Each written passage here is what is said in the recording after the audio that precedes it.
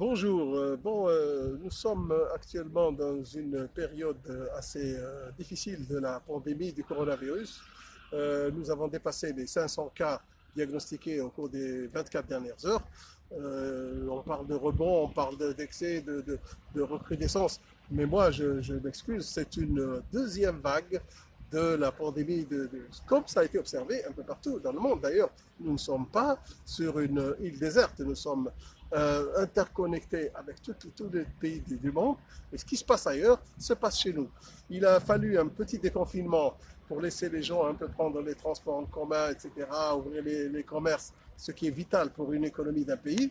Mais ceci a un prix, et ce prix, c'est l'augmentation de la contagiosité. De plus, ce virus est devenu apparemment, il était très contagieux et apparemment il y a encore plus. Maintenant, on parle de supercontaminants, c'est-à-dire des gens qui contaminent à peu près une vingtaine de personnes dans les 24 à 48 heures, alors qu'avant, ça ne dépassait pas 3 cas. Alors, ceci explique donc cette augmentation du nombre effarant de cas. Il faudra bien sûr s'en occuper. Je sais que le gouvernement et puis l'État, avec jusqu'au plus haut niveau de la hiérarchie de cet État, jusqu'au chef de l'État, des réunions ont été programmées, des mesures ont été prises, que nous saluons d'ailleurs, mais je trouve que ces mesures, pour être encore plus efficaces, doivent être appliquées avec beaucoup plus de rigueur.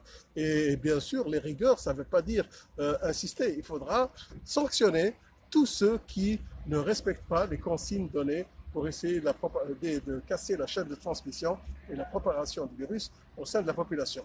Sinon, eh bien, écoutez, on va aller vers une situation un peu difficile, d'autant plus que les structures de santé commencent à être dépassées. Nos confrères qui sont actuellement au niveau d'un burn-out assez considérable, ils sont vraiment épuisés. Ils n'ont pas eu de repos depuis 3 mois plus maintenant. Et ça, je pense qu'il faut aussi le noter, malheureusement, et ça, il faut insister et le dire, nous avons payé un lourd tribut à cette pandémie, le corps médical. Le nombre de médecins et de paramédicaux qui ont été touchés est très élevé, très élevé. Si en plus de la fatigue et en plus de travail excessif, on perd comme ça des confrères, que Dieu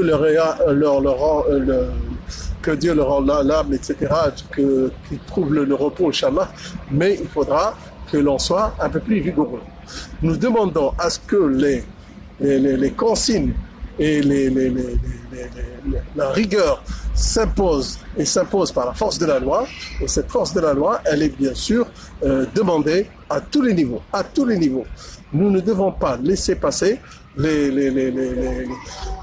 s'il y a quelques énergumènes, on peut toujours les juguler, les arrêter, les contrôler, mais s'il y a une grande partie de la population qui néglige ces mesures, le port de masque d'ailleurs, qu'on insiste et on insiste fortement là-dessus, il faudra qu'il soit largement diffusé.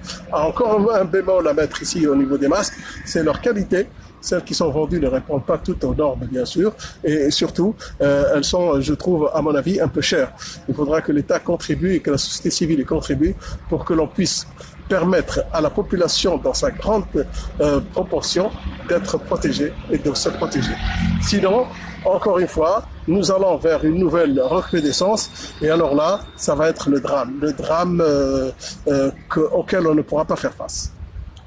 Je suis pas pessimiste, je ne noircis pas le tableau, mais je dis que la situation est sérieuse. La situation est complexe, elle est sérieuse et elle demande des énergies, elle demande aussi des moyens humains et des moyens matériels, mais nous devons coûte que coûte nous mobiliser pour réussir cette mission. Je vous remercie.